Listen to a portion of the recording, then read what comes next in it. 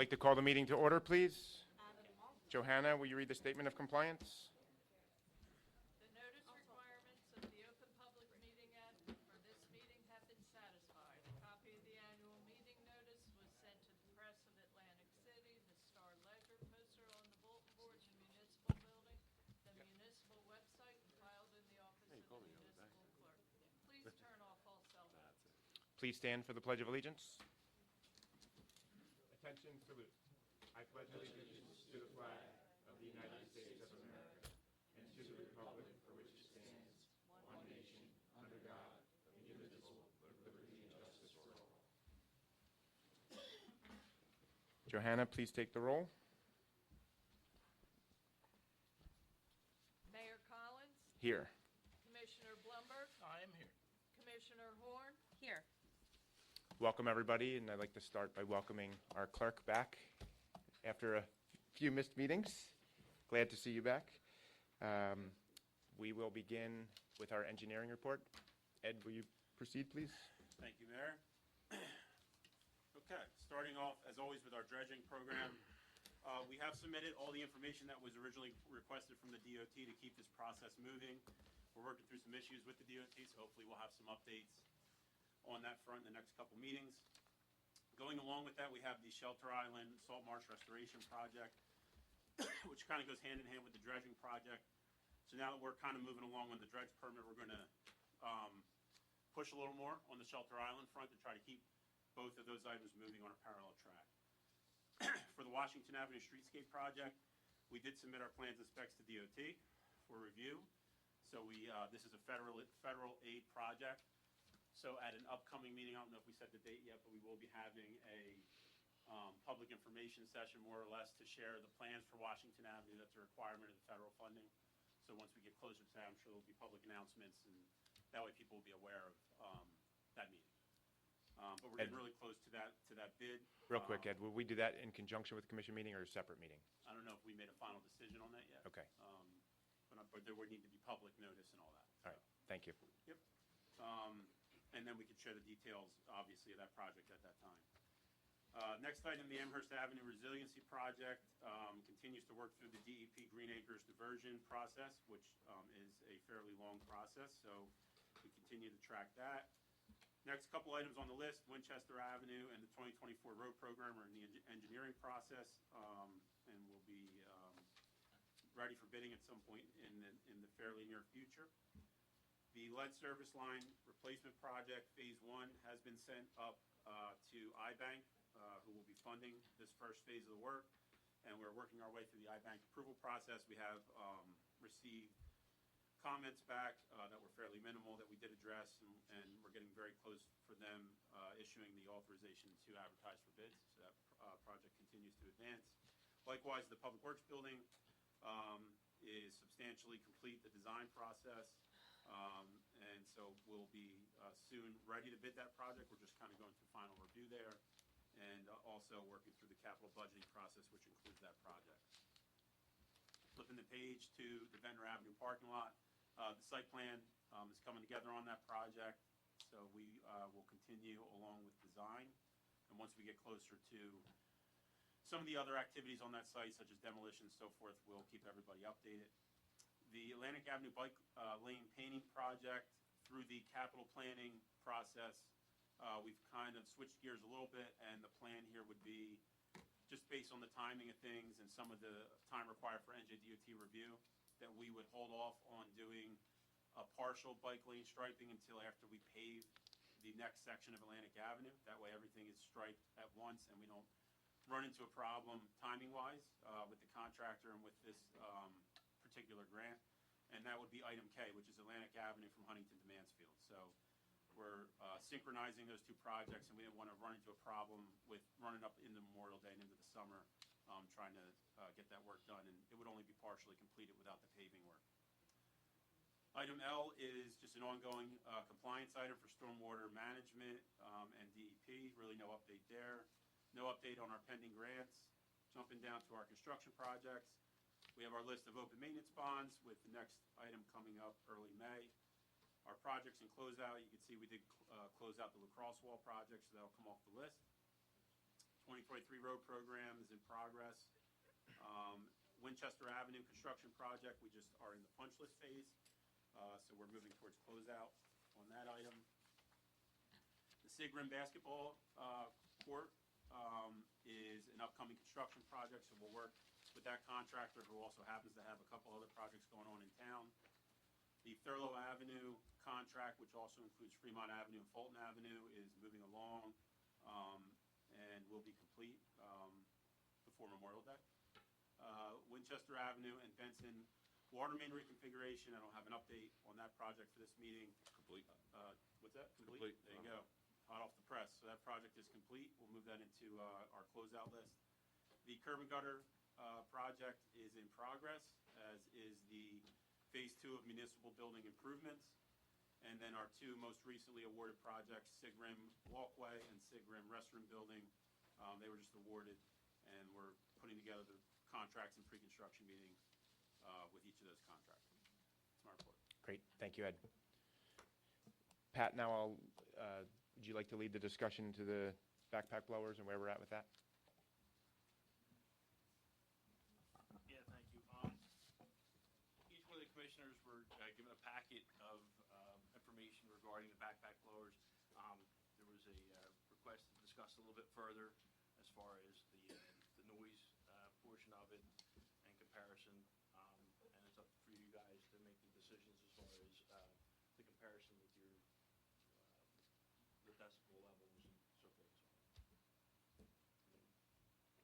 That's all I got right now. Okay. Thank you. We will now move on to terms and agreement for Argyle Avenue Bulkhead. Scott, do you want to take that, please? Certainly. We have a gentleman wants to donate the construction costs of a new bulkhead, handicapped access to the beach, and a stairway. And we have a resolution here. We're going to do apparently two resolutions. We'll do a resolution letting him know we accept that offer, and then we'll finalize the details of that agreement. What it'll mean is that our city engineer will have to approve their plans, as will the DEP, and then oversee the construction so that it meets our standards for our street ends. As I understand it, the elevation will be 13, which will be a little bit below the top of the railing of the existing stairway there. So the homeowner wants to make this as a donation.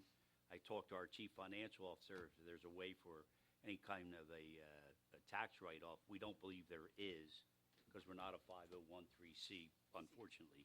But he wants to do this, and it's a very generous offer. You know, bulkhead street ends about 50 feet, and we're going to accept it. And that's All right. it. That's what this resolution does. That gets that ball rolling. Great, thank you, Scott. That's it. All right, we will now move forward with our department head reports. Chief Adams, would you like to begin, please? Thank you, Mayor. As we speak right now, the fire department is participating and assisting in the dodgeball tournament at Thai School. It started at 4 p.m. and will run through, I believe, 7 p.m. tonight. The fire department's in the process of scheduling our firefighter bailout training refresher. What that does is enables the firefighters to practice self-skills and bailout in the event that they have to bail out of a fire situation from an upper floor. They're actually trained on how to do that and actually go through the motions. We will also be doing our live burn training with all 4 platoons in May. And we have scheduled for next week, April 9th and April 10th, we'll be doing the annual training with the Public Works Department. And we have the MVR checks completed for all departments within the city except for Beach Patrol. And that's all I have to report. Thank you. Thank you, Chief. Lisa? Good afternoon. A few things to update everyone with. I believe Scott reported last meeting that there was a grant available, an FMA grant for elevating the properties. I'll be meeting with Jim Rutella next week to discuss the administration of that, because just so you know how it works, is even though we're awarding a contract for the project management portion to the ACIA and then to Jim for his management of it, all the funds have to flow through the city. So it has to be appropriated in our budget, which after our budget is adopted, I will be submitting for a Chapter 159 to the state to add it to the budget. After it's added to the budget, then those contracts can be awarded. The money receives, or excuse me, as the homeowners' projects are completed and these RFRs, which are requests for reimbursement, are prepared and submitted, those funds come in, and then I'll process a voucher for the property owner, and that's when they'll be reimbursed. There's also a local component. There's a federal share, which I'll be appropriating, but then there's a local component, local match, which the city, it's my understanding the city is not paying or responsible for. It's all, that cost is going to be borne by the property owners themselves. This was very similar to how this was done. I believe it was about 2015 or 2014. We had a similar grant. So that's all in the works, and I will be, preparing the necessary documents as the time comes. We also received today in our bank the 2022 recycling tonnage grant, just in the slightly over $10,000. That will also be added to our budget via Chapter 159 resolution. So once I do that, I will submit all the documentation for that. I reported a while back, I had submitted back in 2022 to the IRS a claim for these excise taxes that we were being billed for on, through one of our phone billing. And because we're a municipality, we're exempt from that. I went as far back as the IRS permits to submit a claim, so I submitted the claim for just over $5,500. Back in 2023, I called to check on it. They said, we have it, but we haven't processed it yet. I've been trying since then to get in touch with someone at the IRS. Somehow, by the grace of God, I got in touch with someone today, and she saw notes in there, but there was no record of the claim. So I submitted it to the IRS. Again, I faxed it to the representative, and she's looking into it. And I asked her, hopefully it won't take another 3 years to respond. So I'll keep you updated. Hopefully we'll get that in addition to interest owed to the city. We did receive the $25,000 check for the lease at the greenhouse. Those funds have been deposited. All the retro payments owed to employees for the MCA have been processed. They'll receive them tomorrow. There's also the annual filing for the American Recovery Funds that we received that we used to fund a portion of the water meter project. That filing is due this month. It's been prepared and will be submitted by tomorrow. We're required to send it also to the state, so we'll take care of that. I'll make sure that Johanna receives a copy also for her records. Other thing, in regards to capital, I know now we're going to be introducing capital on the 17th. Would you like to have a discussion about any changes that you would like at this time, or would you like to hold that for a later time? Pat, do you see the need to discuss capital? No? at this time. Okay, I do have one question for Ed, though. The resurfacing for the walkway, what type of surface is that going to be at Sigram? Pervious asphalt. Pervious asphalt, okay, much better. Okay, the only other thing, as you know, we'll have our budget hearing today, which I'm sure that's what everyone is here for.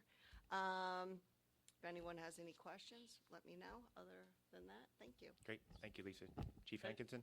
If I might, I do have one question. I saw on the capital projects list for 4 or 5 years now, we've been trying to do the bridle path on Ventnor Avenue on the north side. And I didn't see that we accepted that or that we have any money in to do that. I know we had a slip and fall there last year, so we're on notice that it's dangerous. Is there a plan to get that into the next budget, or what are we thinking about that? Pat? So in our capital meeting, we actually had a little bit of a discussion with that. The way it's set up, it was my understanding that if we did something now, that the seams at this point would show through. we'd end up redoing it again in a year or two. So I think they were gonna wait, until later on in the year and have that all done, I guess, get that all done at once. Yeah, and there are no items on future road programs on the next capital, because we're still finishing up the road program, current year, previous year road program. So at that meeting, we discussed another capital ordinance at one of the August meetings, and it'll be in consideration for that meeting. All right, Chief Hankinson? Thank you, Mayor, Commissioners. A few items. First of all, I just want to let you know that on Monday, March 24th, assessors from the New Jersey State Chiefs of Police Association were on site at the police department. The assessors reviewed and verified current policies and standards followed by the police department as part of our accreditation process. If you don't know, there are 112 standards as determined by the New Jersey Chiefs of Police Association. The police department was first accredited in 2016. We were reaccredited in 2019 and also 2022. I'm proud to report the assessors will be recommending the police department for a third reaccreditation. Accreditation is a rigorous process for the police department, and to continue to be accredited is really a good thing for the police department. Also, accreditation provides us a discount with the JIF. Lisa and I always have the conversation every year. Do we get the accreditation certificate? We do, so we do get a discount with the JIF. We get reimbursed. And like I said, it was a lot of hard work. And for that, I would like to especially recognize Lieutenant Joe Scullion. He was the accreditation manager. He was in charge of getting all of our files together, getting the on-site visit together. The assessors came down, and it was actually very unique when the assessors, who were both from North Jersey, at the end of the assessment, they both commented about what a lovely community Margate was. They said when they drove in, they couldn't believe how clean the town was, how the lawns were manicured, how there wasn't a leaf in sight. So I guess for two guys from Elizabeth, New Jersey, it was a little bit of a sigh of relief. Also, I'd like to recognize two of my officers, Lieutenant Frank Marchani and Sergeant Jeanette Arcuri. They recently completed a MELGIF Safety Institute MSI Leadership Academy for managers, administrators, department heads, and supervisors. The academy required them to complete various classes. It took 2 years for them to finish. It was a mix of online classes and in-person classes. So again, it took them a while to get it, but they do have a certification from the Leadership Academy from the MEL and the JIF, which is always good. Currently, the police department is participating in the You Text, You Drive, You Pay campaign. So you'll see targeted patrols probably for the next month, April 1st to April 30th or 31st. And it's targeted for cell phone usage, so you will see a lot more motor vehicle stops for distracted driving. It's through a grant that we received from the state. We're participating in the campaign, and I can tell you from the radio traffic, I can tell with the details, there's been a lot of summonses issued for either texting while driving or being on the cell phone while driving. So it's a good campaign. Finally, on Sunday, April 6th, there's going to be parking restrictions on Atlantic Avenue for the annual April Fool's Day run. There'll be no parking on the south side of Atlantic Avenue from 8 a.m. to 12 p.m. The no parking signs have been up all week.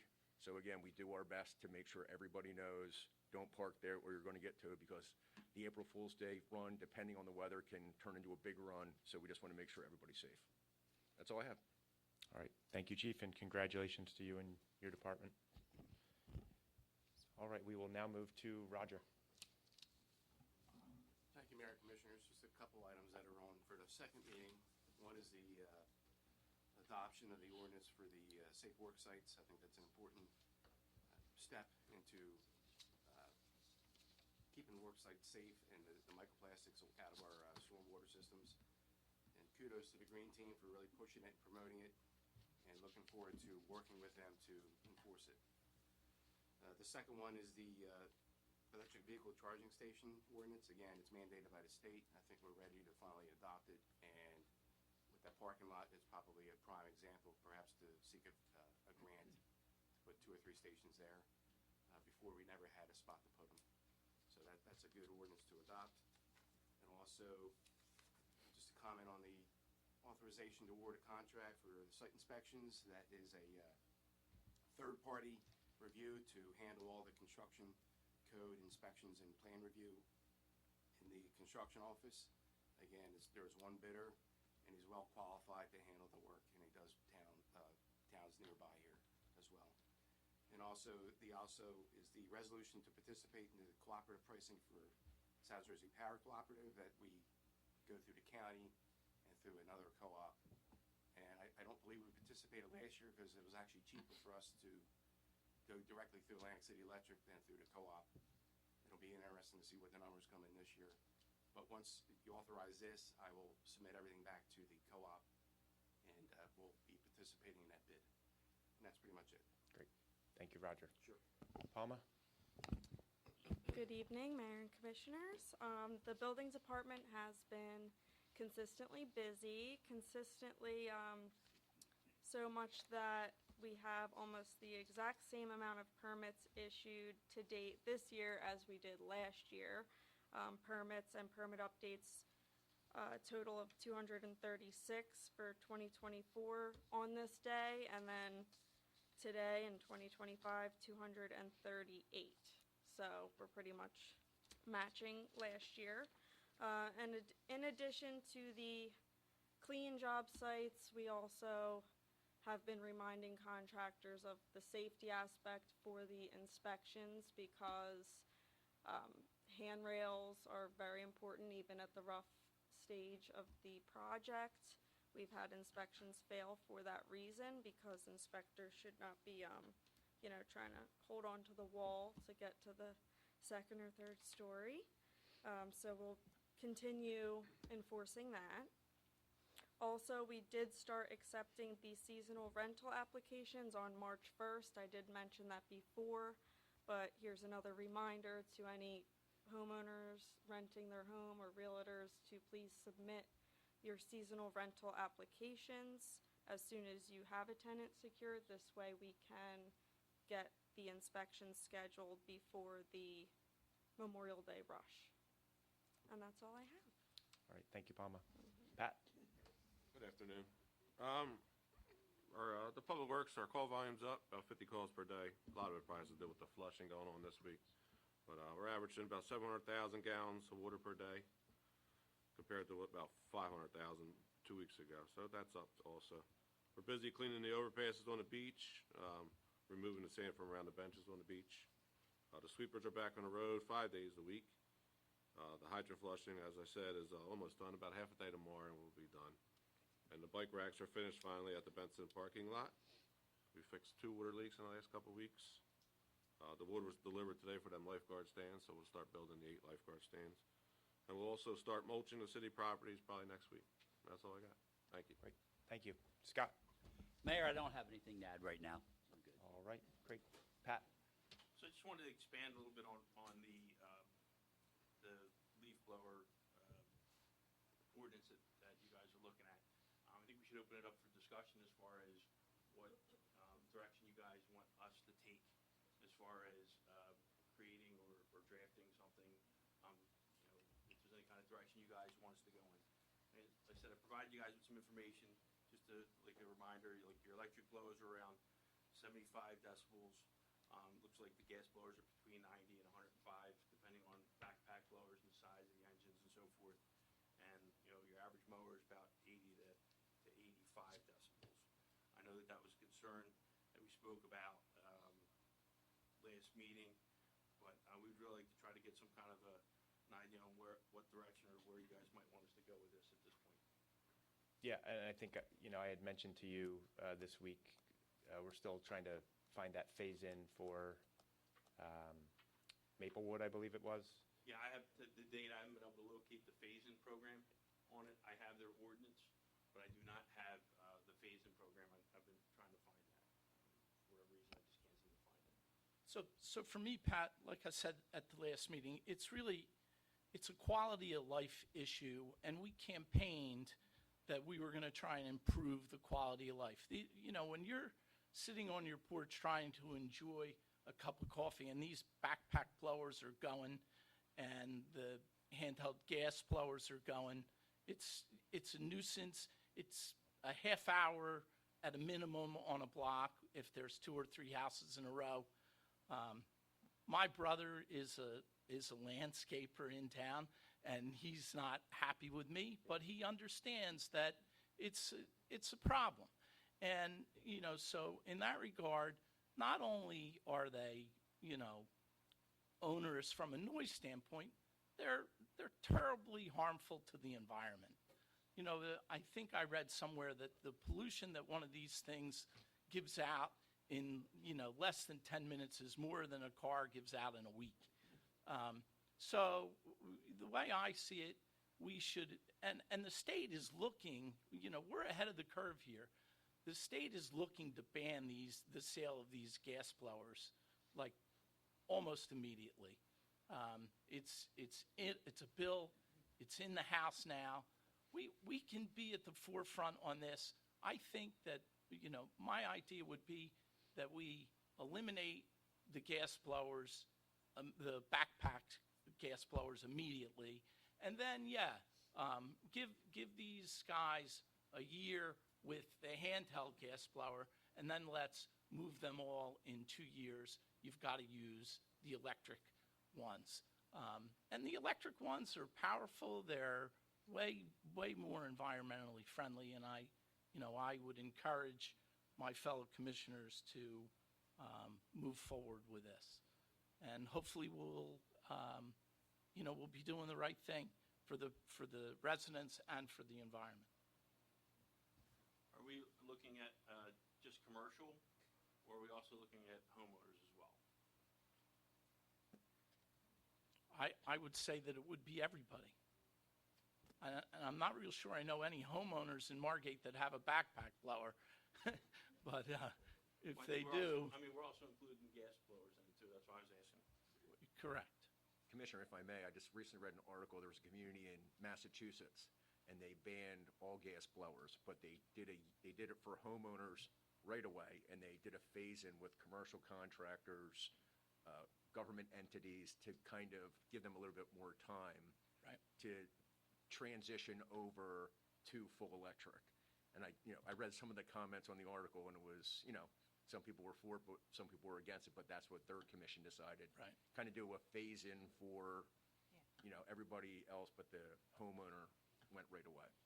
Yeah, and I think, again, Pat was looking into this phase-in program. We haven't had any luck, but we did find a lawsuit regarding the ordinance to ban them. That may be why we're having trouble finding it, because we're not sure if it ended up getting pulled because of a litigation. So I think, I don't know if Steve's here in the audience, but Steve Giesecke said, I think you had some knowledge of this. I'm hopeful maybe you can help us find that phase-in program and get it in front of us. So, thank you. Anything else, Pat? All right. Johanna? I would just like to let the commissioners be aware that I have been reviewing our layout of our agendas, and I'm looking to adjust it for the next meeting, where we will move public comment near the end of the agenda, so that when people come up and speak, if they're speaking about resolutions and ordinance adoptions, they will be speaking at the proper time. And possibly next year, combining the workshop meeting with the regular meeting, depending upon your thoughts on that. We don't need to decide that today.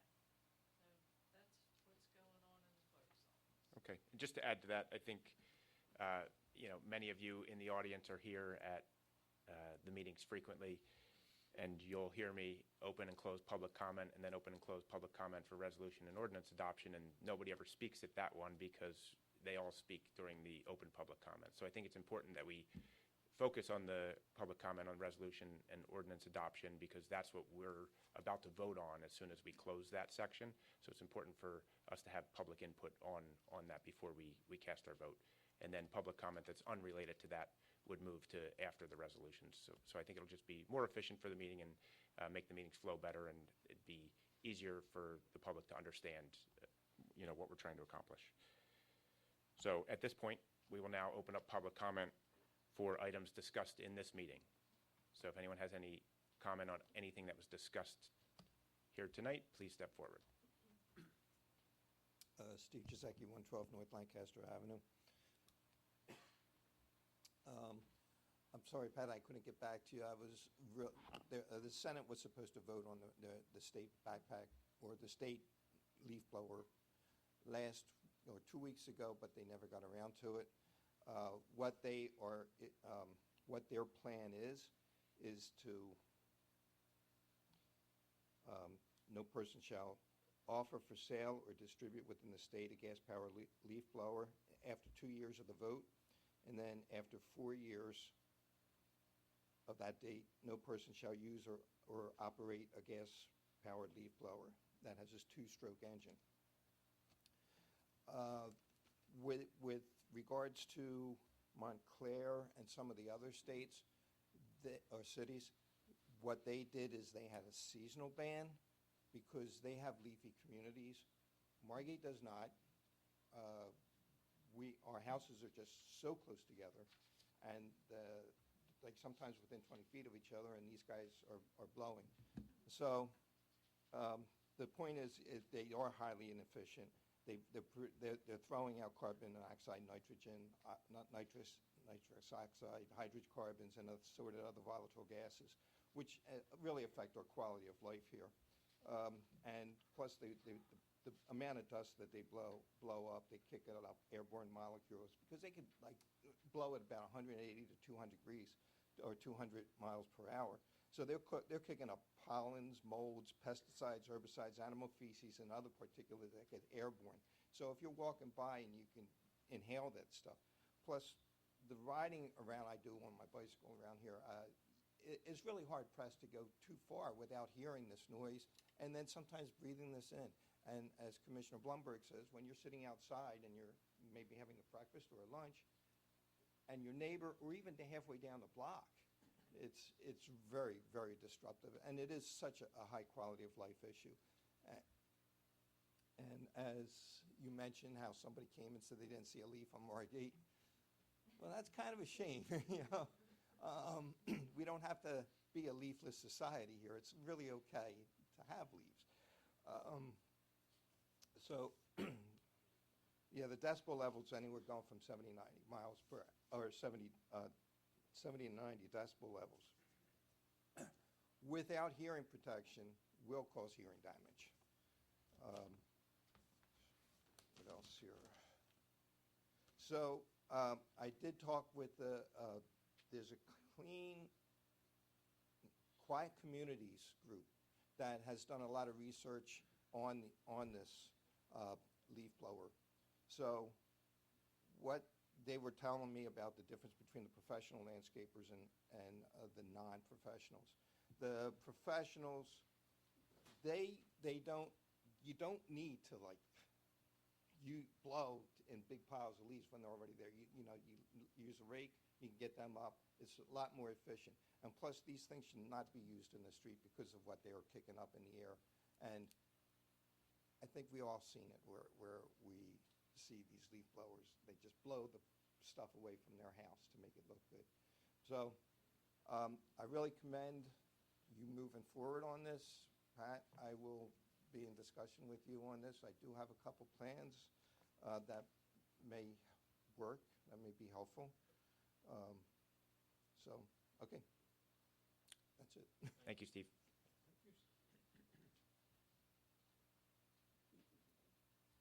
Hi, Sherry Lilienfeld. Joanna wasn't here, but I do not like to put my address on public comment, but I am a permanent resident of Margate. Thank you. Just one comment about the leaf blowers. I mean, Steve said everything. You guys have obviously done your homework.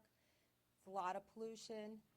I just want to make one comment about the sound pollution. What people don't realize is that a 10 decibel increase corresponds to a 10-fold increase in sound intensity. For those engineers in here, it's a logarithmic scale. It's not linear.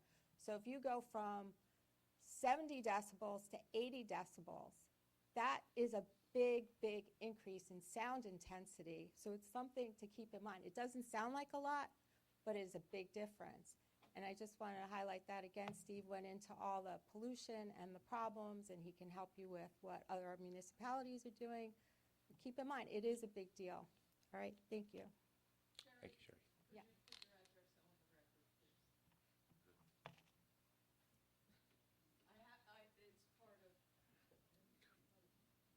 Margate, Can New Jersey. can you please? Sure, fine. 7809 Wellington Avenue. Thank you.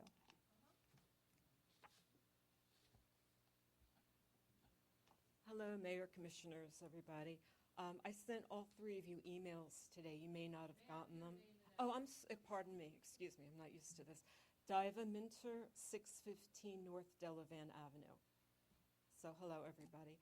I want to thank you all for taking seriously the phasing out of the GLBs, or gas leaf blowers. If I may add to what Steve and Sherry have already said, and Commissioner Blumberg, and you, sir. I'm sorry, I don't know your name. Okay, nice to meet you. I'm a Margate year-round resident. I'm a member of the ATL New Jersey, Advocates for Transforming Landscaping in New Jersey, and Sustainable Margate Green Team. I'm very much in support of phasing out gas-powered leaf blowers, or GLBs, and transitioning to electric lawn equipment, as many other municipalities in New Jersey have. We have Montclair in Essex County, Maplewood, South Orange in Essex, Princeton in Mercer County. Nationally, there's approximately 168 quiet, clean communities in the United States. DC is one of them, and Philadelphia is in progress of doing that for Quiet, Clean Philadelphia. What I sent to all of you today is this 7-page PDF. It's from Sustainable Jersey. Mayor Collins, I met you at the Luncheon for Sustainable Jersey, where Margate was recognized and honored with a Bronze Star for the work for the construction pollutants. This is really a master class on why, how, and who should be involved in creating, implementing, and enforcing the ordinance as you are proposing, which has been successfully done by these other communities in New Jersey. And it really talks about our partnership with, there are many actors involved, all of you will be involved, but also working with landscapers, as this is their livelihood. It's for the protection of their health, of our health, and for the environmental health. So this is it, and it really is a phasing out. And this represents, I would say, over 10 years of work of people in these communities who have worked really hard to create what you are all trying to create and to implement successfully. I just want to add more on about the GLBs and why we would want to support restrictions and transitioning into electric lawn care.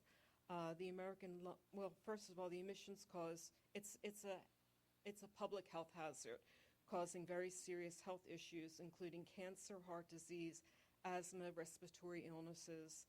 The American Lung Association urges the use of manual or electric-powered lawn equipment.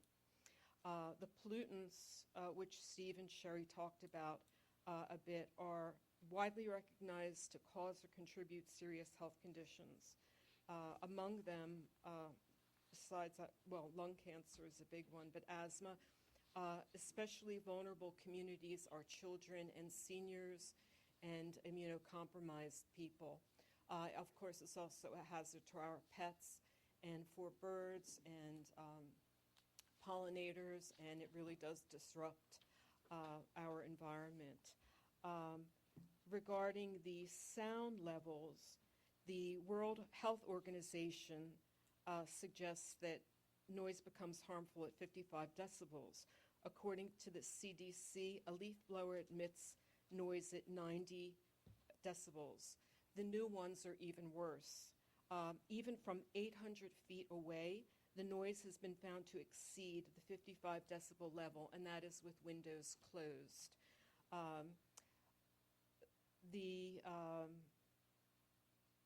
In the U.S., they say over 1.2 billion gallons of gas are used every year to operate lawn and garden equipment, and that is something that's going into our bloodstream and affecting all of us. So if we have ears, nose, throat, and lungs, we actually want to protect ourselves from this.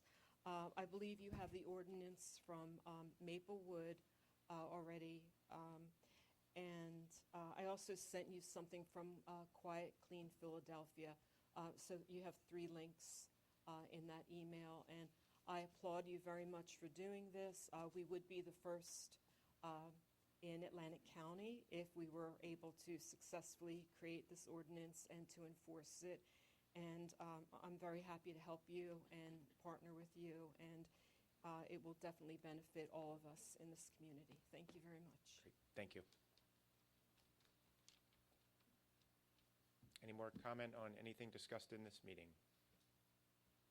Is there a motion to close public comment? Motion. Second? Mayor Collins? Yes. Commissioner Blumberg? Yes. Commissioner Horn? Yes. Is there a motion to adjourn? Motion. Second? Mayor Collins? Yes. Commissioner Blumberg? Yes. Commissioner Horn? Yes. We will have a 2-minute break before we move forward with our regular commission meeting.